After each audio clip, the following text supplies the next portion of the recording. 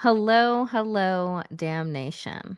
My goodness, this has got to be one of the most energetically charged weeks we have ever seen in our entire lives. And what do I mean by that? I mean that today is the beginning of the Lunar New Year. It is also Ramadan. This week, we begin Lent. It is also a solar eclipse and a new moon. So, my goodness, charge up, rest up, because there is a lot happening. It's like the universe said, yeah, bet. Let's get it all popping and done. And that is what is happening this week. And it is wild. And there is a lot that is unfolding energetically as it pertains to our politics. So, without further ado, dear friends, there is so much to get to on this good Tuesday on the Danielle Moody Show. Buckle up and let's get into it.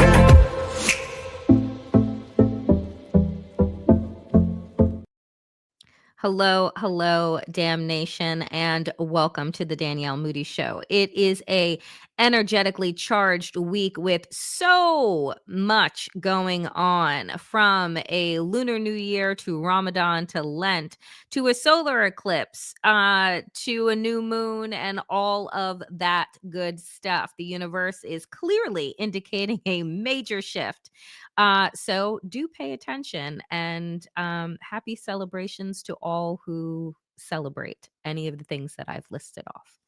But we begin today with the honoring and the recognition of the passing of an icon, a giant in the civil rights movement, and that is the Reverend Jesse Jackson, who passed today at the age of 84 years old. Um, I, on many occasions throughout my career in Washington, D.C., had the chance to shake his hand more than one time and thank him for being an inspiration to so many of us who believe in justice, who believe in equity, and try to walk the path that he has walked behind so many greats. And just a note from Reverend Al Sharpton, who was his mentee for many years, and I also have had the privilege of being on Reverend Al Sharpton's show on multiple occasions, and I would listen to him talk with such reverence about Reverend Jesse Jackson and how much he has learned from him over the years. And he said this in a statement that he released: "Our nation lost one of its greatest moral voices, carried history in his footsteps and hope in his voice. Reverend Jackson stood wherever dignity was under attack, from apartheid abroad to injustice at home. His voice echoed in boardrooms and in jail cells." Um, he was the first Black man to run for president twice, in 1984 and 1988. It is a huge loss. And as I said today in a post on Substack and here on YouTube, in both places, that we all need to take heed of the lessons learned over the last 60 years of the work and the service that the Reverend Jesse Jackson provided. Um, he was a man that believed in public service and what it meant to be a public servant, both as an activist and as a reverend. And I think that in this time, we have lost that understanding of public service and public good as we witness the grift and evil and cruelty that is being wielded by this administration. It is hard to forget that people often ran for office because they wanted a platform to do better, to be better, to help others be better, and not to weaponize government against them. And so I hope that we can take many of the messages that the Reverend Jesse Jackson taught us throughout his long life. Take that with us as we try and journey forward in a new age of a fight against fascism and injustice. Moving on, where are we as it pertains to the Epstein files and speaking about fighting against injustice and monsters? The fallout continues. The thread that has been pulled on the Epstein files continues to unravel. And the latest happened yesterday when I got off air. And that was the New Mexico House unanimously enacts an Epstein Truth Commission. Members include Democratic and Republican bill sponsors. The New Mexico House on Monday voted unanimously to establish an investigatory subcommittee to examine the activities of the late convicted sex offender Jeffrey Epstein and his former Zorro Ranch in Santa Fe County. Bill sponsor, State Representative Andrea Romero, a Democrat of Santa Fe, said the subcommittee will use subpoena powers, public records, and testimony to put the whole story together. In a statement following the vote, Romero said, New Mexicans deserve to know the truth about what went on at Zorro Ranch and who knew about it. We have heard years of allegations and rumors about Epstein's activities in New Mexico, but unfortunately, federal investigations have failed to put together an official record. With this Truth Commission, we can finally fill in the gaps by investigating the failures that led to the horrific allegations of abuse and crime at Zorro Ranch, so we can learn from them and prevent such atrocities from taking place in our state going forward. The legislation requires 4 representatives from both major parties sit on the subcommittee. House Speaker Javier Martinez from Albuquerque appointed the resolution's 4 House sponsors, Romero, Anania, Reeb, and Hall, 2 Republicans, 2 Democrats. The subcommittee, which runs through the end of the year but can be extended if needed, will have a budget of $2 million, all funded by a 2023 settlement between Attorney General Raul Torres and several financial service companies for failing to identify the abuses at the ranch. So here's the thing, folks, because again, a lot of the focus has been on Epstein's Island and has been on his Manhattan townhome that was gifted to him, right?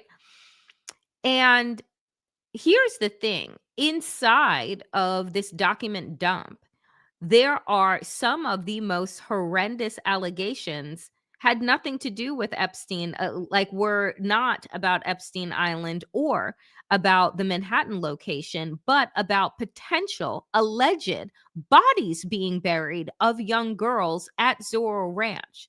So how is it? I just like, again, the cover up is so fucking deep, and like the way that there was an investigation, but then that investigation dried up in less than a year and nobody was indicted, nobody was arrested. It was like, oh, okay, all is done here. And again, Epstein goes to jail in 2019, right? Epstein is dead in 2019. He goes to jail before then. The Zorro Ranch is up on the market for years until it is bought in 2023.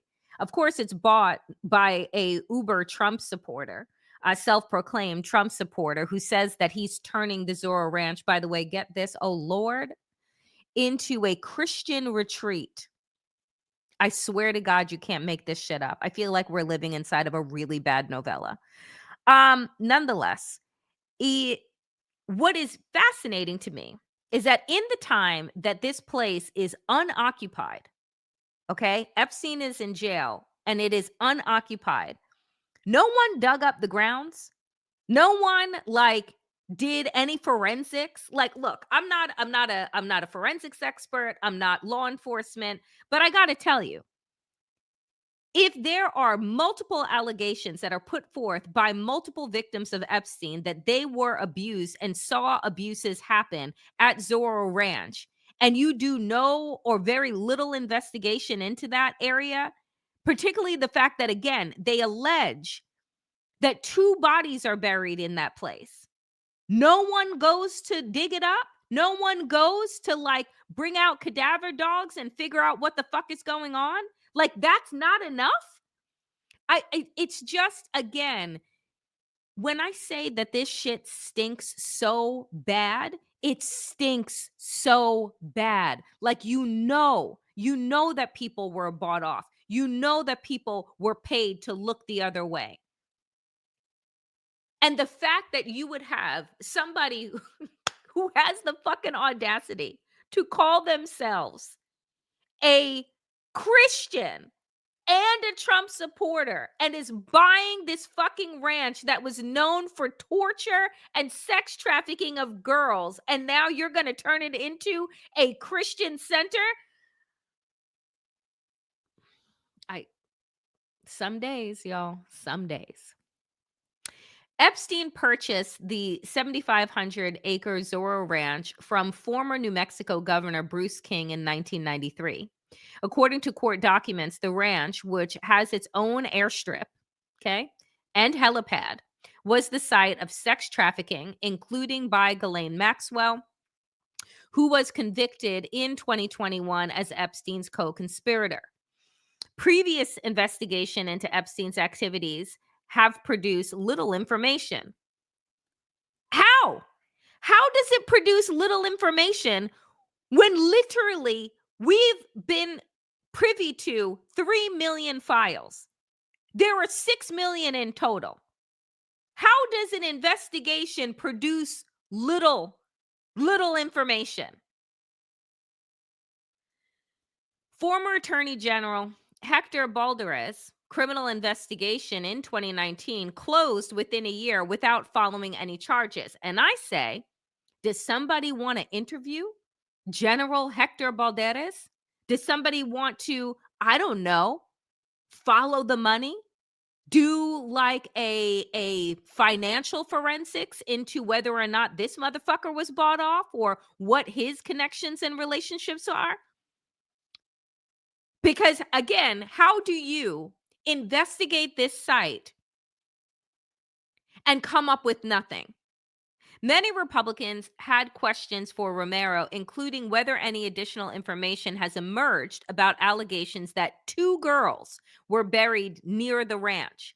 New Mexico Commissioner of Public Lands Stephanie Garcia Richard wrote to local and federal officials last week asking them to investigate the disturbing allegation and report back on any findings. And now we are talking about what, folks? 7 years removed? 7 years. Do we still think that there is credible, like, evidence that is there that hasn't been moved, that hasn't been dug up, the place that hasn't been scrubbed down? 7 years. I just, the cover up by this Department of Justice, by this FBI, is so fucking deep. It is so fucking just outrageous.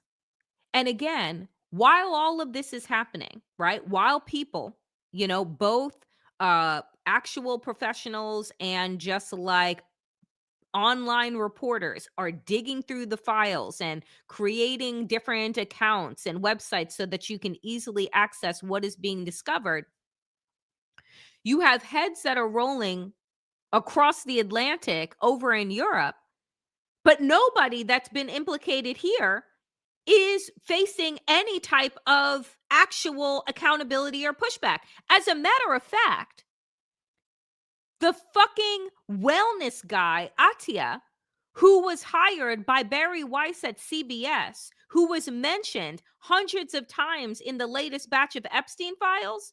Oh, Barry Weiss said that she's not going to bow to cancel culture of a fucking creep and somebody who knowingly was associating with pedophiles and saying, oh, buy into my longevity bullshit so that you can stay alive longer to rape more fucking girls, still has a job at CBS. That was announced this week.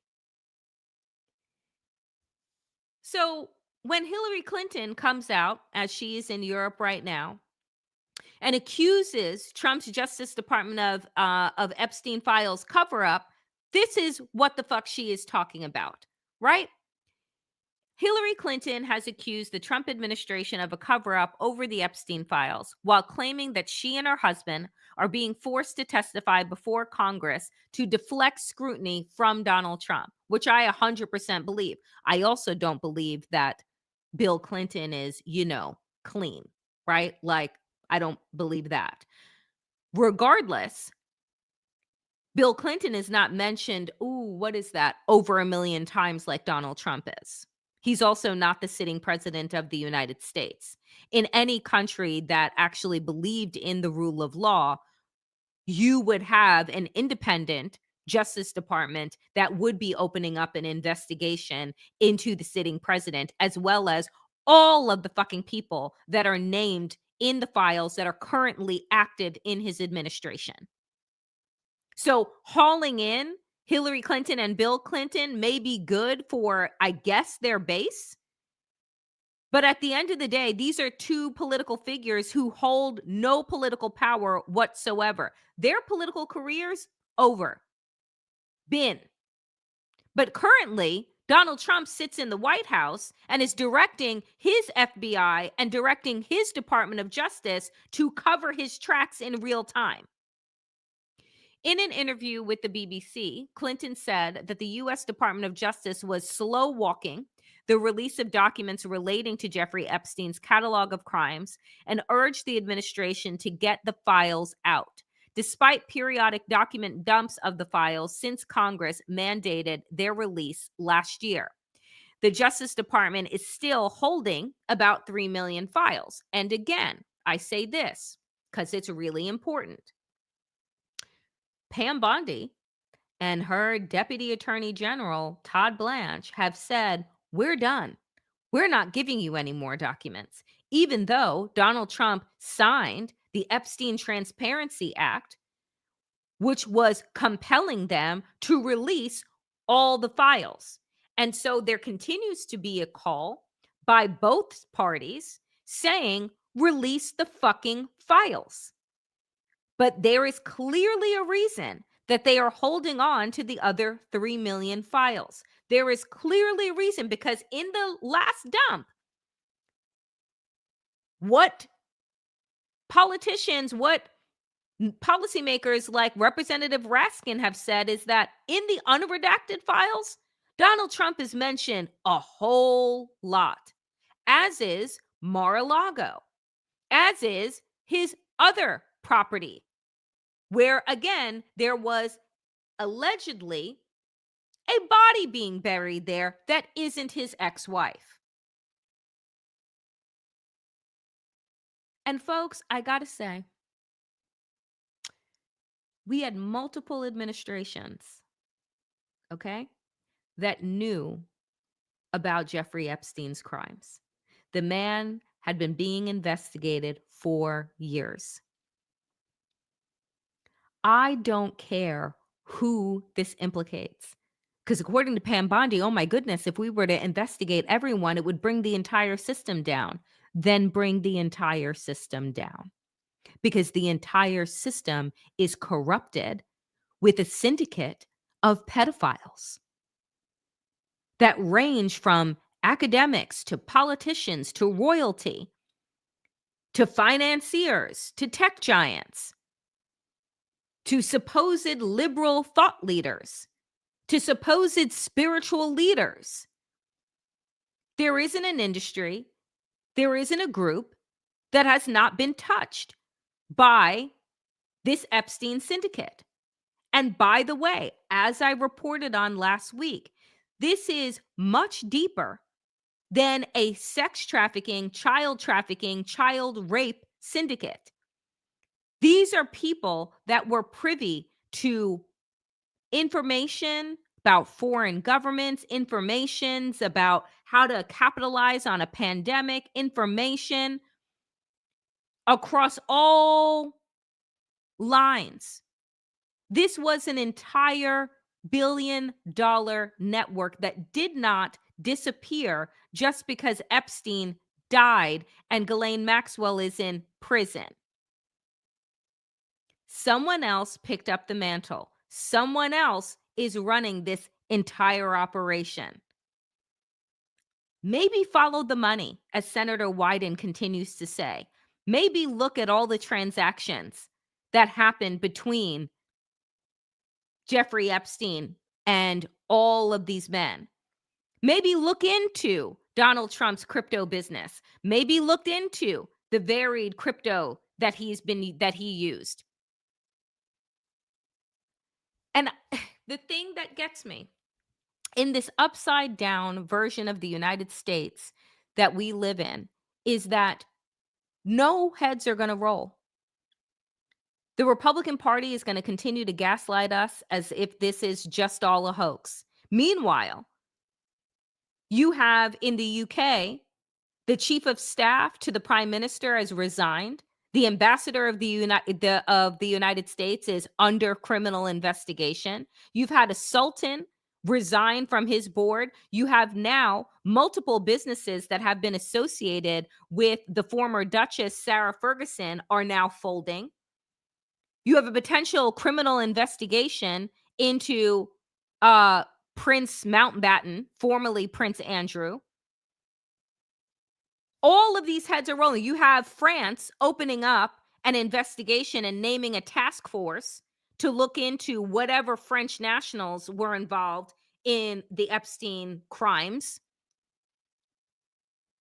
So basically, the rest of the world is like, well, if the United States isn't going to handle their shit, we know that this was not just done inside of the United States. This was a global trafficking ring, and they want to get to the bottom of it. So I say to them, bravo. Because in these United States, evidently, it's totally okay to be a pedophile. It is totally okay to party with a pedophile, as Todd Blanche said. Today, all over DC, according to reports on social media, fantastic artwork going up with Pam Bondi's face, calling her a pedo protector. Love it. Keep it coming. Because again, just a reminder, when Nixon went down and was forced to resign, he wasn't the one that ended up in jail. His attorney general did, though. Here's hoping. So meanwhile, as we continue to track what is unfolding with the Epstein files and the case, horrific news continues to come out of ICE concentration camps. The most horrific of them right now being a 2-month-old baby choking on his own vomit while detained in Dilley, Texas. His life is in danger, U.S. Representative Joaquin Castro said about newborn Juan Nicholas. The child fell ill after spending almost a month or half his life in a San Antonio area family detention facility. 2-month-old baby detained at Dilley's South Texas Family Residential Center, or family concentration camp, has fallen ill and has been described as choking on his own vomit. The child had a medical episode at approximately 3 a.m. Saturday, Terrazaz reported in an Instagram video after speaking with the infant's mother. His life is in danger. U.S. Representative Joaquin Castro said in a live video shared to Instagram Monday afternoon about the child named Juan Nicholas. In addition to vomiting, Castro said the baby was having respiratory issues. Nicholas has been detained because this is what we do in this country. We put children, babies, 2-month-old babies. And here's what I want to say before I even go on, because I'm not a parent, right? But I know that there are some of you who watch this show who are parents or grandparents or caregivers. Just want to remind you that 2-month-old babies don't even have all of their shots. Okay? So the fact that this baby is in a concentration camp that does not have a doctor, that is not providing clean water and sanitary conditions to the occupants, or rather, those that are being forced into inhumane conditions. The fact that a 2-month-old baby is in that place, who, by the way, according to reports, his mother stopped being able to produce milk because she's not being given the proper nutrition to do so. This is what Donald Trump's slave patrol, DHS, is doing. This is what America is. And folks, I just have to continue to say that if this is what we do know about what is happening in these detention centers, imagine what we don't know. If this is what is leaked out in terms of making headlines that make your stomach turn, then imagine what we are not learning about that is going on inside of these concentration camps that have people packed in cells like fucking sardines, like slave ships, with one toilet, 60 people in a room, according to Representative Raskin, who went into a facility unannounced last week. Ask me why every single fucking member of Congress, at least on the Democratic side, is not making an appointment at facilities in their districts, in their goddamn states, every fucking week. Folks, we know what is happening here. The stories get worse and worse every single week. People are dying or being murdered, according to medical examiners, inside of these facilities. They are being raped and tortured inside of these facilities. They are falling ill because they are not being given hygiene or proper nutrition. There have been reports coming out that people, adults, forced to wear diapers and crap on themselves because they're not being taken to facilities. And now you want to talk about them spreading out in more warehouses that are made for packages and not people?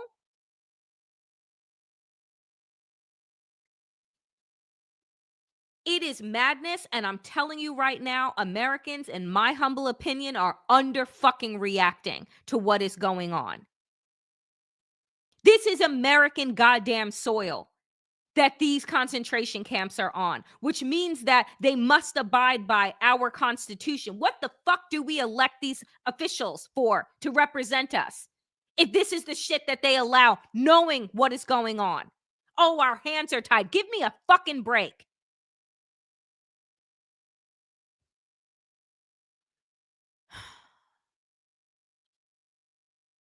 Nicholas has been detained at the Immigration and Customs Enforcement facility about an hour southwest of San Antonio for more than 3 weeks, or approximately half of his life. The congressman first learned of the youngest detainee at Dilley when visiting the facility on January 28th. At the time, he said the baby had been in the facility for 4 or 5 days. An infant's immune system doesn't mature until they're about 2 to 3 months old. Pediatrician Dr. Camille Sabella told the Cleveland Clinic in a report about the development of immune systems in newborn babies. This baby in particular is very vulnerable. And as of the time of me coming on air, it has been reported that the mother of Juan Nicholas was put before a federal judge, and a federal judge is deporting both the mother and baby Juan Nicholas. No deadline given, no date given, no nothing. But they are up for deportation. And I hope to God that they get the fuck out of that concentration camp as soon as possible. So at least wherever they're being deported to, hopefully their home goddamn country, that baby has a fighting chance at living. I mean, I'm telling you, there are some stories that when I'm putting them together to put on this show that break my heart, that I really have to hold back tears of just absolute grief because I cannot believe that we just continue moving on from one horrific goddamn story to another.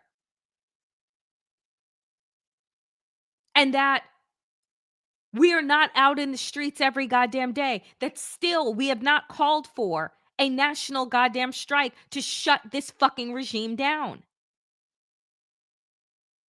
We know what they are doing. They are purposely trying to kill these people. And they are killing them.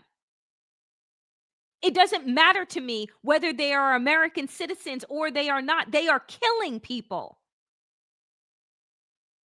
And calling it fucking policy, folks. How do you have these centers that you're rounding up these people and don't have hospitals and fucking doctors and nurses on staff? How do you have such reprehensible conditions, but you were given $170 billion from fucking Congress so that Kristi Noem could get her goddamn hair done and fly around on private jets with her fucking boyfriend? I got to tell you that I need for more people to be outraged. I need for more Americans to recognize that this is their goddamn business. And that you do not have to wait for these detention centers to show up in your fucking community for you to take action.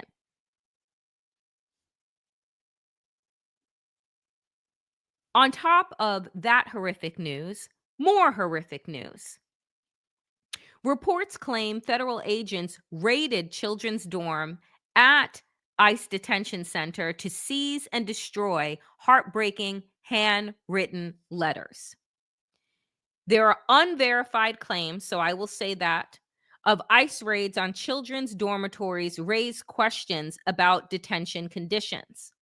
A stark allegation has emerged on social media claiming that federal agents raided children's dormitories inside a U.S. and Customs Enforcement detention center to seize and destroy handwritten letters from young detainees expressing fear, distress, and despair, which, by the way, I read last week from one little 14-year-old girl talking about moving into a depression. Spiraling into a depression, about not being given food that isn't rotten and spoiled. And again, I want to fucking remind you that Congress gave them $170 billion. These undertrained slave patrollers have the 16th largest budget of any military in the world, and you're telling me that you can't create humane facilities? No, you just don't want to. Because your goal is not immigration reform, your goal is murder.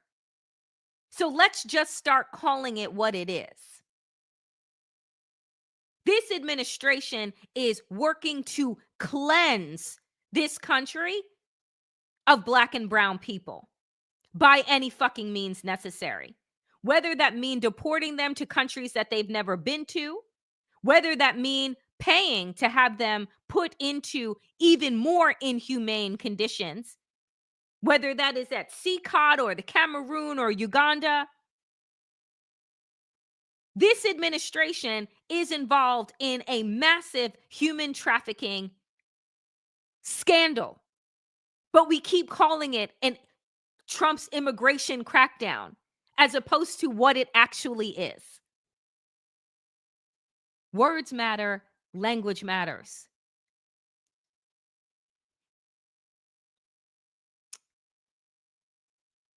Reports circulating online assert that agents entering living quarters at the South Texas Dilley Center to confiscate and destroy these child-written documents before they could be publicly revealed. The claims have triggered a firestorm of concern from civil liberties advocates, though no verified court filing or video evidence confirming a raid to destroy children's letters currently exist in the public record. Who are we relying on? I'm just curious. Who are we relying on for the video evidence?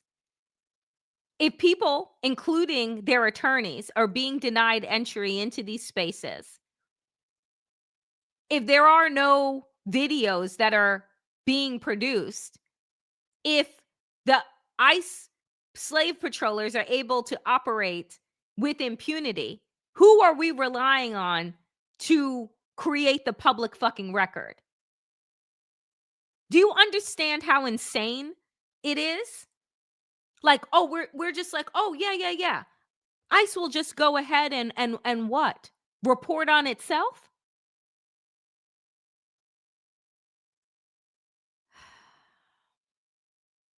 On top of which, on top of which, let's just all take a collective breath because these stories, if they are not chipping away at your soul, then you are really not paying attention.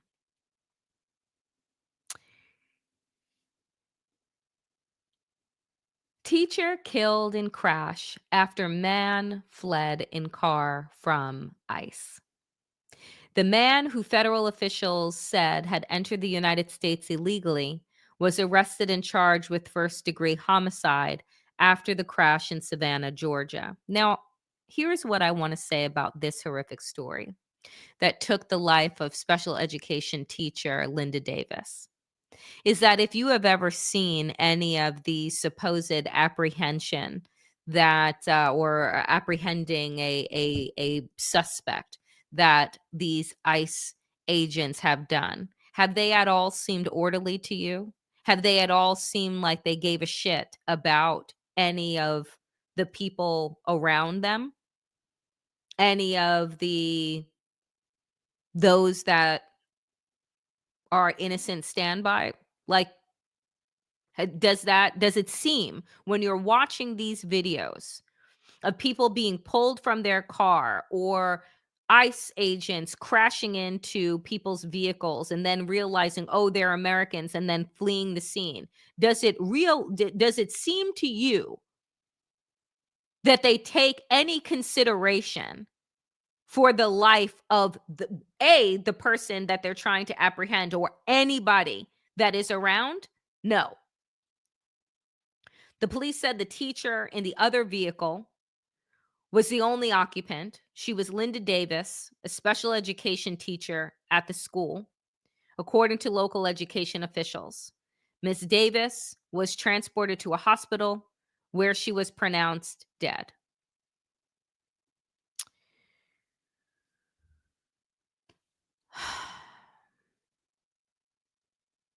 It's like one tragedy after another, after another, after another being committed by these thugs who I am assuming enter into their training, their rigorous training for 47 days. The worst of that America has to offer, signing up for this job to terrorize and dehumanize. And just know, I'm certain that they say, don't worry if you get caught doing anything bad because nothing's going to happen to you. All will be okay. Do whatever it is that you want. Just get the job done and meet your quotas. Does anybody ever, like, I don't know, it'd be great. We've seen some reporting at the Lever, at least, where a reporter went undercover and showed how easy it was to become an ICE agent, how you needed no training, no degree, no nothing, even could have, you know, criminal record, because they are just looking to deputize thugs and criminals to be in Donald Trump's white nationalist army.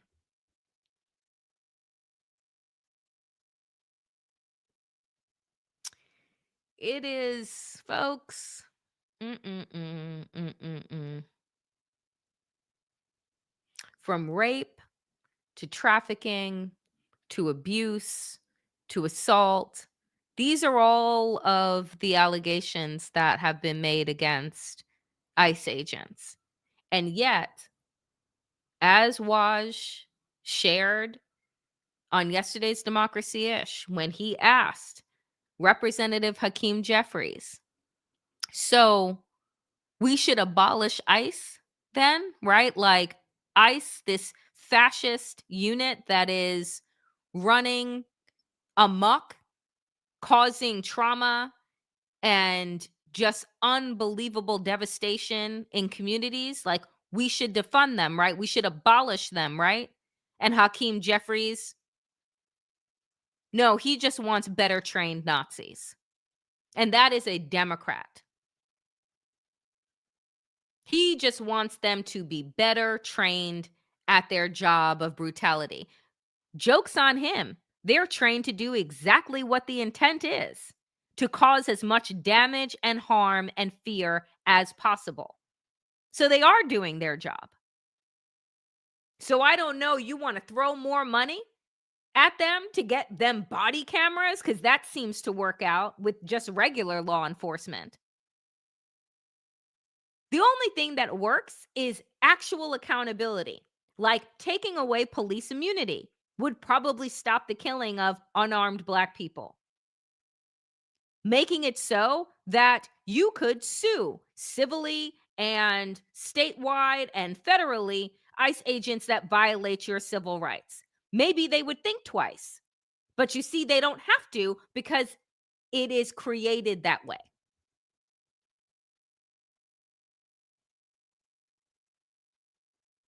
So, on top of all the horrificness that is happening, what has Donald Trump been up to? Well, let us go through some of the things that also made news today, which is Stephen Colbert says CBS didn't air interview out of fear of FCC. Colbert kicked off Monday's episode of The Late Show by saying that the network's lawyers told him he could not have Texas State Representative James Tallarico on the broadcast. Quote, this is what Colbert said yesterday. He was supposed to be here, but we were told in no uncertain terms by our network's lawyers who called us directly that we could not have him on the broadcast, Colbert said. Then I was told in some uncertain terms that not only could I not have him on, I could not mention me not having him on. And because my network clearly doesn't want us to talk about this, let's talk about this. The Late Show published the unaired interview with Tallarico on YouTube. In the interview, Colbert and Tallarico, who is running for the U.S. Senate, discussed the FCC crackdown, including opening a probe into ABC's The View after Tallarico appeared on the show. This is what Tallarico said. I think that Donald Trump is worried that we're about to flip Texas. This is the party that ran against cancel culture, and now they're trying to control what we watch, what we say, what we read. And this is the most dangerous kind of cancel culture, the kind that comes from the top. Tallarico accused the Trump administration of, quote, selling out the First Amendment to curry favor with corrupt politicians. A threat to any of our First Amendment rights is a threat to all of our First Amendment rights. And just FYI, this has backfired spectacularly on the administration that tried to not air Tallarico because one, Colbert still talked about it on his show because he's already being fired. So what difference does it fucking make? Two, they posted it on YouTube, on Instagram, on TikTok, etc. And right now, the views are in the millions, okay? In the millions. And what is funny, folks, what is funny here is that on average, The Late Show gets about, I think, according to Nielsen reportings, 2.4 million views a night. And now this particular segment that was supposedly banned by this administration is now in the millions, millions upon millions of views. And now everybody knows what we have known since Barry Weiss took over for CBS is that CBS is now state TV. So just to know that CBS is not an actual news station. They are cover for Donald Trump. They are state TV. Because why? Because I don't watch The Late Show, but you know what I did this morning when I got up? I watched that clip. And so Tallarico and Jasmine Crockett are running against each other in the primary to take on what's his face in Texas. What is his name? Ken, I can't think of his name right now. I've lost it. Somebody will tell me in the chat. To take on the corrupt Republican in Texas running for in the Senate. And so I watched it. Ken Paxton. Thank you guys. So they're running in a primary to take on Ken Paxton. And what's funny is, again, I don't watch The Late Show. I watched this episode. And then it dawned on me why Donald Trump does not want this aired, why he doesn't want to give airtime to Tallarico. And it is because he is a white, progressive, young Christian who is like generations deep in Texas. Now, what's interesting is that Jasmine Crockett also went on the Today Show back in May. There was no fuss about that because I believe, this is just my thoughts, that this racist Trump administration is like, they don't really care because does Jasmine Crockett, in their minds, really have a chance statewide? She is a Black woman. We know how this country treats Black women, and we particularly know what Texans thinks about Black women. And we also know how that state has been gerrymandered to hell. So when they're looking at it, they're like, well, head to head, if it is Jasmine Crockett head to head, it's likely that they're going to hope that misogyny and racism win out the way that it did in 2024 against Kamala Harris. Tallarico, however, young, white, progressive, and uber Christian in seminary while we speak. He has the ability to what? Galvanize their base. He has the ability to say there isn't just one way to be a Christian. And that, as a matter of fact, as I watched the clip of him, and I strongly recommend that you all go watch it. I would show it here, but every time I show a clip from like a Late Show or whatever, then I get censored by YouTube, so I can't run it. But I urge you after this to go watch the clip of the segment. And this man is sitting there speaking out against white nationalism, saying that God does not subscribe to one political party or the other because that would shrink God. I mean, he had me sitting up in my seat. So it makes sense now that because of Donald Trump's actions and because of CBS's actions, that they just put this man on the fucking map in a way that people who may not have been paying attention in Texas until after the primary is done are sure as hell paying attention now, because essentially what Donald Trump said is, I hate him, which means that if you are trying to really get at Donald Trump or you really see what he's doing here, then you see Tallarico as an actual threat, which means that they're afraid he could win. And they just gave him a leg up because that's how fucking stupid they are. They go on to say this. This was the statement that came out from CBS, denying, that they took the segment down. Quote, "The Late Show was not prohibited by CBS from broadcasting the interview with Representative James Tallarico. The show was provided legal guidance that the broadcast could trigger the FCC equal time rule for two other candidates, including Representative Jasmine Crockett, who again was on in May, and presented options for how the equal time for other candidates could be filled. Again, The Late Show welcomes all their guests on. It's Republicans that don't want to show up because guess what? Stephen Colbert is really fucking smart. And he's going to ask you questions that you're going to look stupid not being able to respond to. The Late Show decided to present the interview through its YouTube channel with on-air promotion on the broadcast rather than potentially providing the equal time options. Tallarico's rival in the Texas Senate Democratic primary, Representative Jasmine Crockett, appeared on Colbert's show in May 2025. So even their statement doesn't hold any water.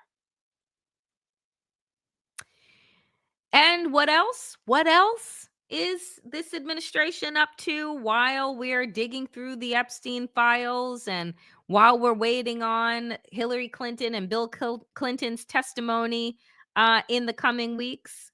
Oh, they're still killing people. 11 killed in multiple strikes on alleged drug boats, U.S. military says. 11 people were killed in multiple strikes on 3 alleged drug trafficking boats in the Eastern Pacific and Caribbean. The officials said that of the 11 male narco terrorists killed, 4 died on the first vessel in the Eastern Pacific, 4 on a second vessel also in the Eastern Pacific, and 3 on the third vessel in the Caribbean. The Trump administration has carried out more than 40 lethal strikes on alleged drug boats in the Caribbean Sea and Pacific Ocean since September. Intelligence confirmed the vessels were transiting along known narco trafficking routes. Again, but how would you know that they were narco terrorists? Wouldn't you apprehend them to figure out how you get to, like, the big cartel person? No, they're just dropping bombs on people because they can, because they think that this is some type of sick, twisted video game.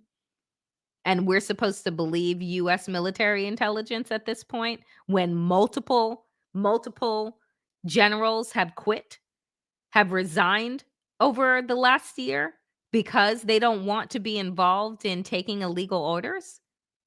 So we're supposed to just take the Trump administration's word for it?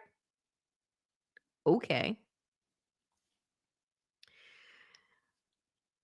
Folks, just a couple more stories before we get into Town Hall Tuesday this evening.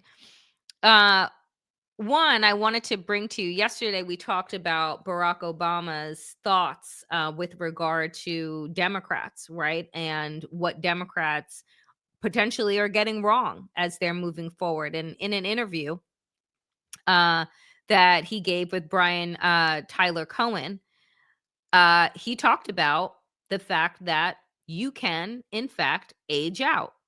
And this is the thing that we are talking about with regard to term limits and whether or not the Democratic Party has what it takes.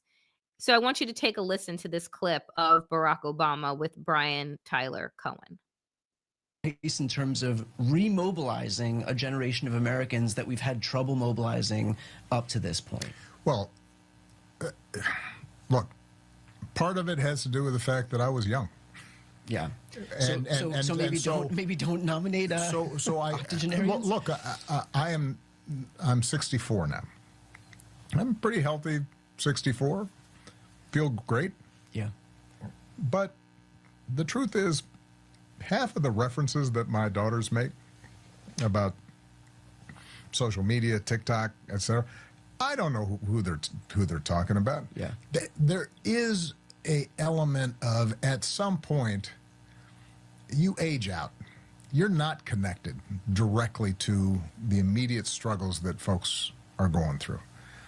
And so I'm not making a hard and fast rule here, but I do think that Democrats do well when we have candidates who are plugged into the moment, to the zeitgeist, to the times, and the particular struggles that folks are thinking about as they look towards the future rather than look backward toward the past. And so some of it is choosing candidates who check that box. I do think that there is an element of joy that Democrats lost sometimes. Our campaign was fun. We had look, it wasn't always fun for me, but we built a community. We gave people a sense that if you are part of this, you're doing something meaningful. And it wasn't just talk. Young people ran our campaigns. We empowered them. We put them in charge. They were out there figuring stuff out. I'm not the person who was figuring out our media strategy. I was not the person who was out there, knocking on doors and talking to voters and creating events. It was 20 and 30-year-olds. And so what happened in our campaign and what you recently saw in Mondami's campaign in New York, yeah, when there's that sense of joy and engagement and involvement, then people feel like, all right, this is not just some transactional grind. This is me becoming part of a community. This is me becoming a part of a community that you want to be engaged in. A system that you can be a part of where you get to dictate the terms and the terms are not dictated from on high. That is what the Obama coalition did. That is what Mamdani's coalition did. Barack Obama ran damn near how many years ago? Almost 20 years ago? 18 years ago? He was young. And he knew enough to connect his campaign to young people. Right now, we have octogenarians that are getting ready to run for another 6-year term in the Senate. Like, what the fuck are we doing? It isn't enough to just hire the skilled social media person and create an account that has clapbacks. If you actually don't have your ear to the ground of the communities that you're trying to get to vote for you. It matters when it is authentic, when it's real. And we saw that with Mamdani. We hadn't seen that kind of engagement, that kind of activation since Obama. And for those young folks that were knocking on doors from Mamdani, this was their first political engagement. Their first time feeling like they could do something for the city that they live in and call home. So it's important. This shit matters. And I don't understand what it is going to take for these octogenarians to get the hell out of the way. They refuse to pass the baton. They refuse to build the pipeline of leaders because they don't want to give up power. Because they want to continue to negotiate and make deals on our backs to fill their own coffers. I absolutely believe that we need term limits. And I absolutely believe that at some point we should also have age limits. Like, I know, right? Bernie is fantastic and is out there because he is actually doing what you should be doing at his age, which is lifting up the next generation of leaders that believe in your ideology. And you go out there to help boost them up and give them cred in areas and spaces that they wouldn't be without you. But my God, ugh, I'm exhausted by them. I truly am. I'm exhausted by them. We need term limits in Congress. We need term limits in the Supreme Court. We need money out of politics. Do away with fucking gerrymandering. Like, just let people fucking vote. But this is a battle that has been waging well before us in this moment right now. Like I started out the show saying, we lost a civil rights giant in Jesse Jackson, who spent his entire life and career trying to get people access to the ballot box, trying to make this country actually live up to its ideals. And at 84, he dies, and it's just like, how far have we really come? When it seems like with every generation, we're fighting the same fucking monsters, except this time around, they're more technologically advanced and they have trillions of dollars. It isn't like we couldn't see this coming. It's just that nobody in power actually cared to do anything about it because they were getting broken off a little piece. All right, dear friends, that is it for me on the Danielle Moody Show. Get your questions ready. We are going into Town Hall Tuesday for the next 10 to 15 minutes. Write question in all caps, followed by your question, and I will do my best to get to them, dear friends. I have missed out on doing this because there has just been so much news. So let's get into it.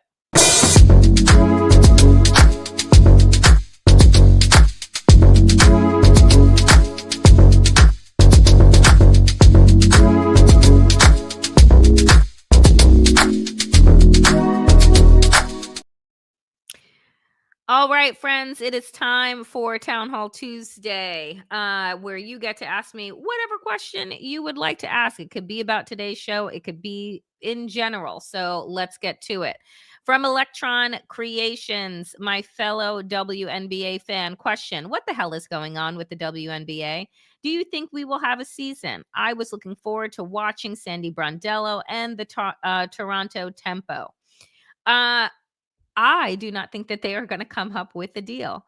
Adam Silver, the commissioner of the NBA, says that we are moving into the 11th hour. I don't understand why he doesn't just fire Kathy.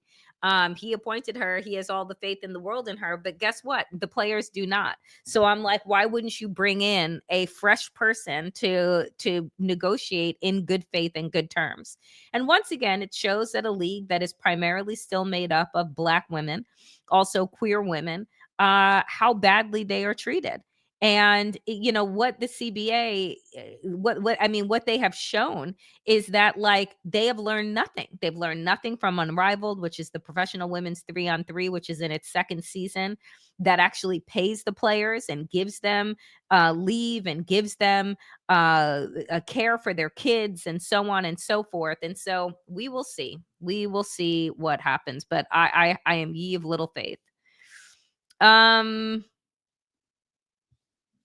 Dab 44. Who are our Black civil rights leaders now? That is a very good question. I think that you can look to different organizations that are led by folks, but I don't think that we have seen, I think that the death of Reverend Jesse Jackson is like the reminder that there has not been a iconic Black leader that hasn't been murdered, right? And the point of BLM was to be decentralized so that you could not murder a movement, right?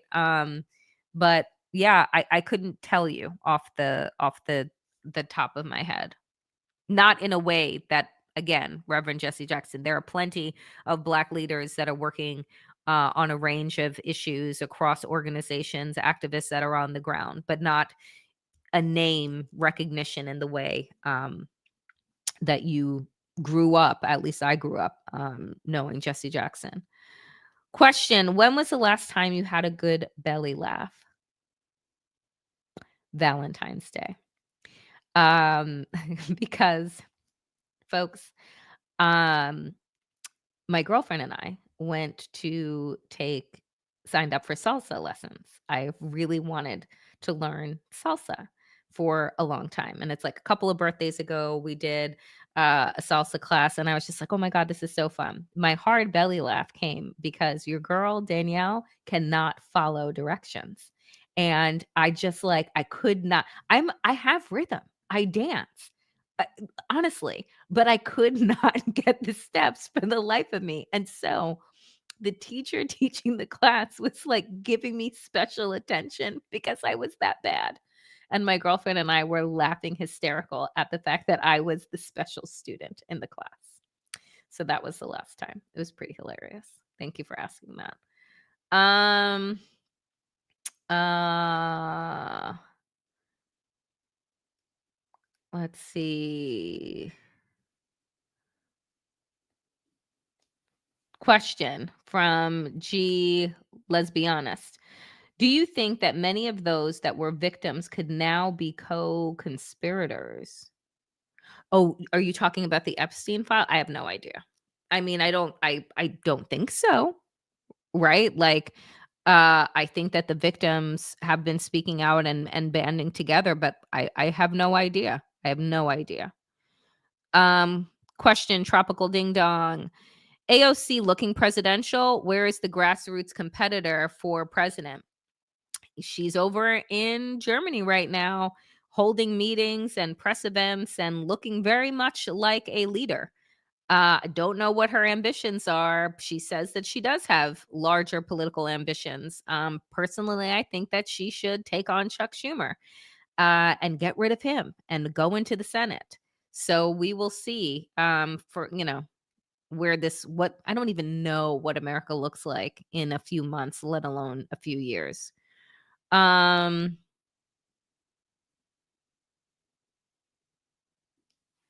Question. What 3 songs will you play on a row after it expires, hopefully on camera and nobody notices for a solid 3 minutes? What 3 songs will you play in a row after it expires?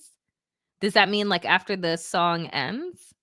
Right now, I'm playing Jill Scott's entire new album, which is, To Whom It May Concern, which is killer. If you have not heard her new album, highly recommend. Um Gail, question. Who would you choose for Speaker of the House when Dems are in charge, and who would you choose if Chuck stepped down in the Senate? So, with the slate of people that we have right now, for Speaker of the House, because I think that they would be an incredible Speaker of the House, even though we know that she is running for Senate. I would choose Jasmine Crockett. Jasmine Crockett knows how communications works. And I think that as a speaker who would be in front of the camera often, like, you can learn the rules and you can learn all of that stuff, and I'm not saying that she doesn't know, but I think that as the face and the voice of the house, I would choose Jasmine Crockett. And who would you choose if Chuck stepped down in the Senate? With who we have right now,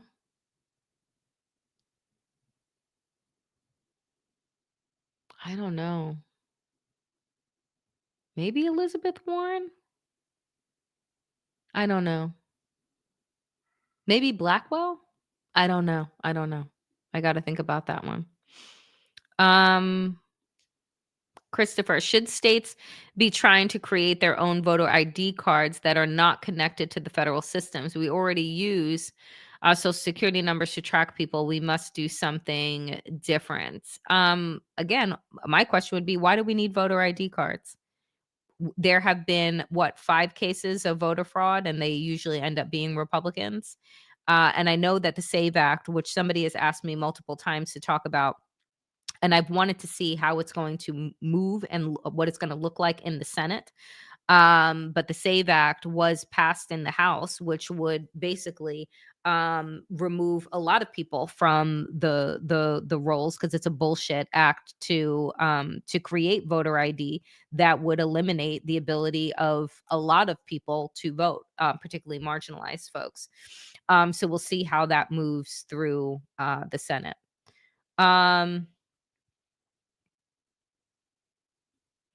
Question, Gus, have you listened to Rachel Maddow's Burn Order podcast about Japanese American internment following Pearl Harbor?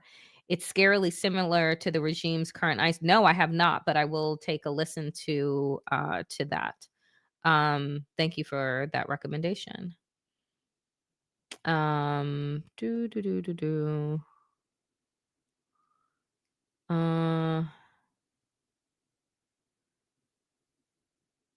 Oh, so funny.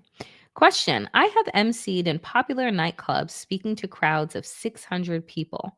What is the largest crowd you've ever addressed in person? The largest crowd that I ever addressed in person would be at Lesbians Who Tech. And I believe that the theater held 1,500, I think. So I want to say 1,500. Question, where is Pierre? Guys, didn't I tell you that Pierre had an operation? Pierre pulled, like, tore his doggy ACL. And so he is in recovery. He's doing very well. He's hobbling along, and hopefully he will be able to fully walk um, without aid and help by the spring. So keep Pierre in your thoughts. Question, will the Dems walk out at the start of the State of the Union? They fucking should. But guess who told them to just do silent protests? Just sit there and look disappointed. Hakeem Jeffries. So will there be any organized walkout and then a press conference held on the steps of the Capitol building? Probs not. And if there is one, it sure as hell isn't going to be directed by that waste of skin. Looking for another question or two.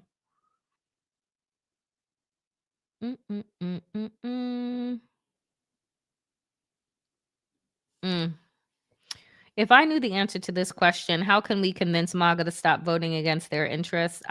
I'm pretty sure I would be a billionaire. I don't know, because, their interest is racism. Their interest is misogyny. Their interest is, transphobia and Islamophobia. So they are voting for their interests, right? Like, that's what Donald Trump is giving them in spades. We know, right, that they are voting against their health care. They're voting against their quality of life. They're voting against clean water. They're voting against food that doesn't cause cancer. We know all of that, but for them, racism is what matters the most. And last question. This is a good one to end on. Karen, what impression Waj does that make you laugh the most? His impression of Kash Patel is hilarious because how he makes his eyes do the weird thing that Kash Patel's eyes do, that one sends me over. So Waj's Kash Patel impression is hilarious. And if you have not seen it, remind me to make him do it on Democracy-ish because it's so good. All right, folks, that is it for me here on the Danielle Moody Show today. Thank you for an incredible Town Hall Tuesday.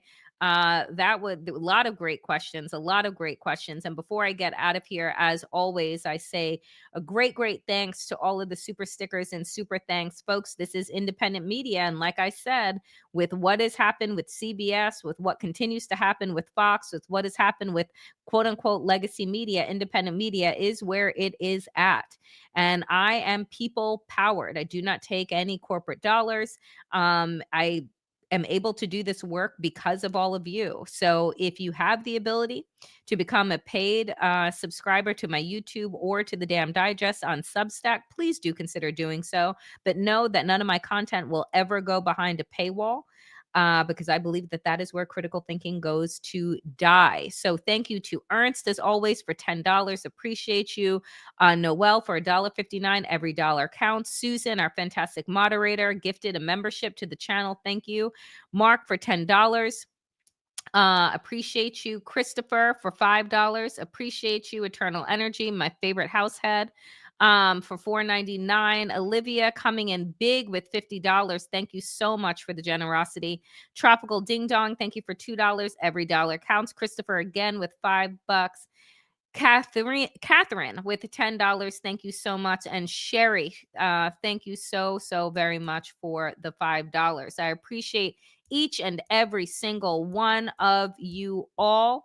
I will be back tomorrow. Tomorrow is Wednesday, and Wednesday is Substack Day. So 12 p.m. Eastern with Jared for the check-in, and then 3 p.m. Eastern. And Waj and I have a special guest at 3 p.m. Eastern for Democracy-ish.